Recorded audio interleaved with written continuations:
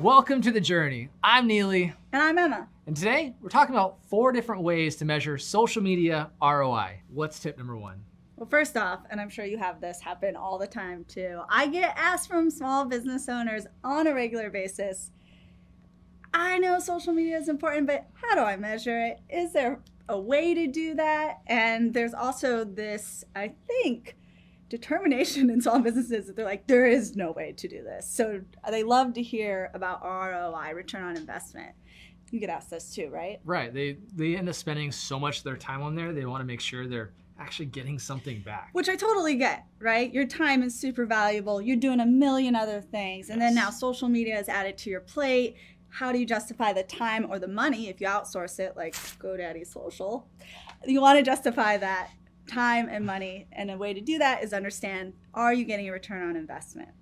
And the good news is there's a lot of ways to see if you are or not. There's data, analytics, metrics. But I'm going to break it down into 4 umbrellas of how to measure ROI, starting with number 1, brand awareness. Cool.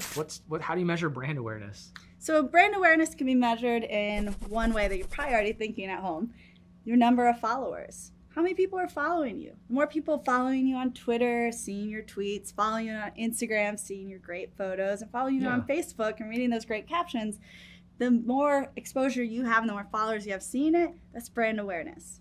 Perfect. And does that count like likes and comments and things like that too? Totally. So likes, comments, love, shares, retweets, that's just going to help you get in front of not only your followers, the awareness there, but your friends and their friends, maybe their family members as well. So the awareness just spreads like wildfire. Spreading the love. Spreading the love. All right, so digging in on the analytics aspect, it's easy to see an amount of followers, you see the amount of likes and things like that. Is there a step further we can go to really see like the nitty gritty? Yeah, totally. So that's a cool thing. If you have business pages set up, they allow you a clear view of what's working, what's not working. What time of day a post works well, how many people are seeing it, et cetera, et cetera. So with Facebook, you have your Insights tab. And what's really cool is it breaks down a ton of information. And they even have a little information button on each one. So if you're reading a metric and it's like, I'm not even sure what engagement rate means. You can click on it, it'll break down what it is. Perfect. And Instagram too, you have to make sure you create or turn your account into a business profile. Page, That way you can see insights and how people viewed your page, liked it, commented, what time of the week you get the most engagement. Yeah. And if you've turned your Instagram account into a business page, let us know in the comments below. Just say, I've turned it into a business page. So that's with Instagram. Twitter, there's the top tweet. So you can see that in your Twitter analytics as well. So go in there, see what your audience likes, in other words, your customers, and then have that inform your strategy moving forward, which will also help you be more efficient with your time. And give the customer what they want. Give them what they want. Give them what they want. All right, moving on. Tip number 2, where are we at with that? So tip number 2, one of my personal favorites, customer satisfaction. And you're familiar with this inside your business, whether you have a barber shop or a car dealership. You can see it on the person's face if they're satisfied or not. I can't make a frowny face. Darn it, I was queuing them up. So one way you can do it online with social media is, well, your reviews. Your customers are going to tell you if they had a poor experience or a great experience. But make sure you're reading those reviews. Believe it or not, I still come across businesses that don't take the time to read their reviews. I'm like, wait, this is a great place to see if your customers are satisfied or not. Also, what they're saying when they mention you on Facebook. Right. Especially you have to respond, good or bad.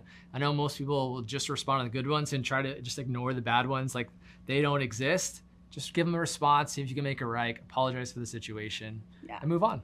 Totally. So again, pay attention to what your customers are saying. They're talking to you online. And if you want even a deeper dive into that, we have another episode of The Journey on social listening, so check it out. So cool statistic I read the other day, actually a quarter of people who have a positive experience at a business will go and tell 10 people, both online and offline. That's pretty awesome.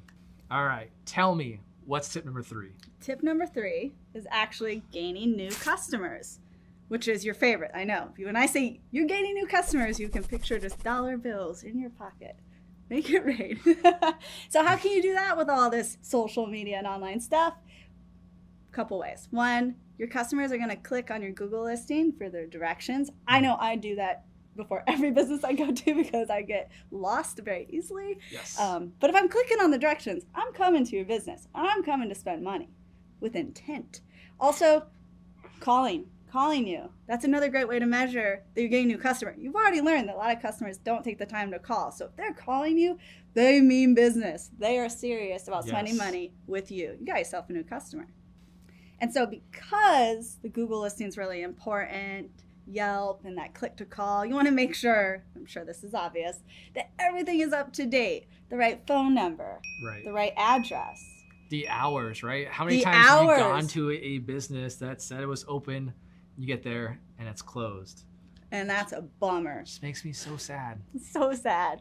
And also, besides that, if you have a chance to speak about your business, maybe about you, or add photos, do that as well too, and make sure that's up to date. Maybe Yes. you've remodeled since the last time you had your Yelp photos updated or your Google. Add that in there. Spice things up. Add some photos. Keep Right. it up to date. So when your customer comes in, that new customer you just gained, they're getting an experience that they predicted, that they expected. Right.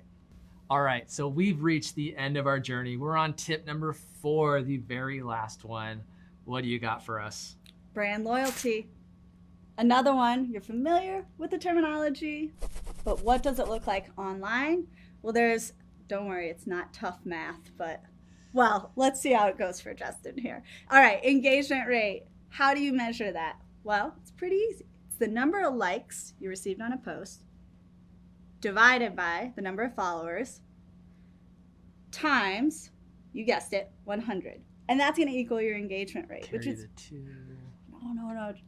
It's not that hard. So write it down, keep it nearby, and when you're posting, check in. Do the quick math, and then you'll determine is that engagement rate where it should be.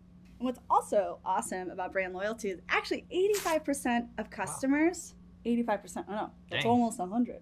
85% of customers will actually engage with your brand if they're loyal daily. And when I say engage, they're going to be liking what you're posting, commenting, sharing on a daily basis. And that's huge. That constant liking, that constant following, they're going to continue to see their stuff, and they're going to continue to tell their 10 friends, right? And then onward and onward and onward. All right, so that's a wrap. We just covered 4 ways to measure ROI when it comes to your social media. Make sure you like this video, subscribe to the channel, and ring that bell if you want to see these videos first. This has been The Journey. Thanks for watching.